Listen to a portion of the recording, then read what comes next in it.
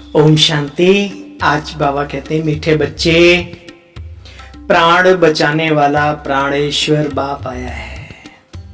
तुम बच्चों को ज्ञान की मीठी मीठी मुरली सुनाकर प्राण बचाने। प्रश्न, कौन सा निश्चय तकदीरवान बच्चों को ही होता है? बाबा कहते हैं हमारी श्रेष्ठ तकदीर बनाने स्वयं बाप आए हैं। कौन है? स्वयं बाप आए हैं। बाप से हमें भक्ति का फल मिल रहा है। माया ने जो पंख काट दिए हैं वह पंख देने अपने साथ वापस ले जाने के लिए बाप आए हैं। यह निश्चय तकदीरवान बच्चों को ही होता है। बाकी तो सब निश्चय होता है तो फिर और तकदीर बनाने की मेहनत करते हैं ना। आपको निश्चय है कि बाप आया हुआ है, आप तकदीरवान हैं। ठीक है, अपनी परख खुद ही कीजिए। पारा रखा है अपने पास, कितना टेम्परेचर है, पुरुषार्थ का नापो। गीत, यह कौन आया आज सवेरे सवेरे। ओम शांति। सवेरे सवेरे यह कौन आकर मुरली बजाते हैं? पूछो अपने आप से। दुनिया तो बिल्कुल ही घोर अंधियारे में है। तुम अभी मुरली सुन रहे हो ज्ञान सागर पतित पावन प्राणेश्वर बाप से, शिव बाबा से।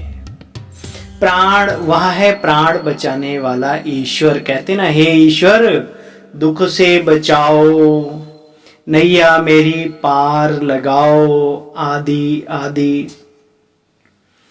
बाबा कहते हैं आगे चलकर देखना तुम कुमारियों द्वारा इन विद्वानों भीष्म पितामहों आदि को भी ज्ञान के बाण लगने हैं जरूर।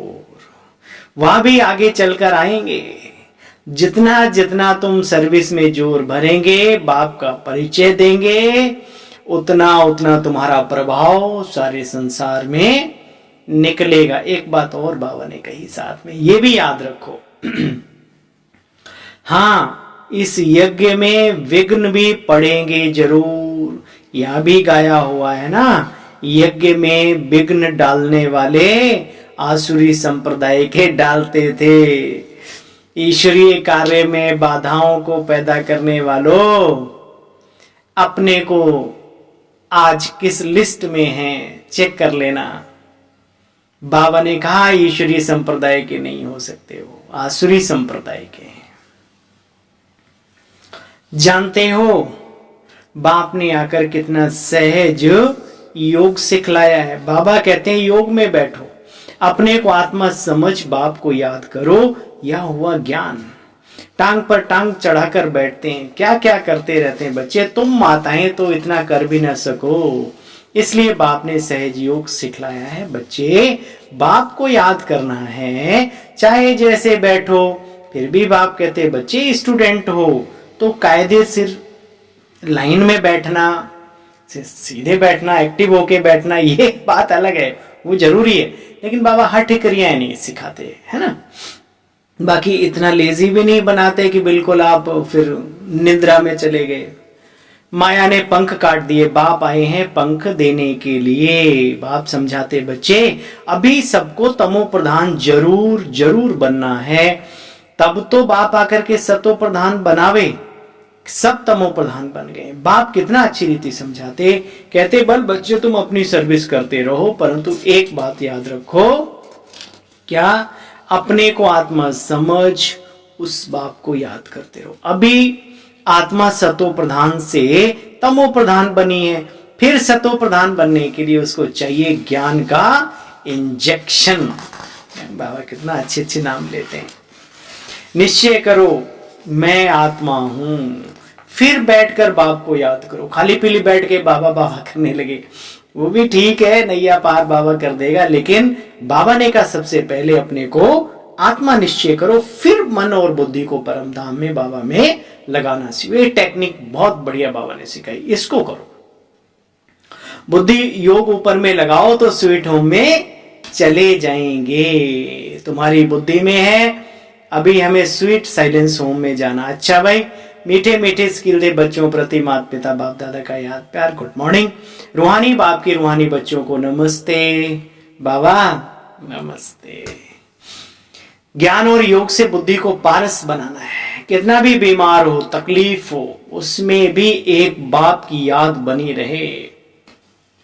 ऊंची तकदीर बनाने के लिए पूरा पूरा निश्चय बुद्धि बनना है। बुद्धि योग अपने स्वीट साइलेंस होम में लगाना है। वरदान, सदा कंबाइंड स्वरूप की स्मृति द्वारा मुश्किल कार्य को सहज बनाने वाले डबल लाइट भव।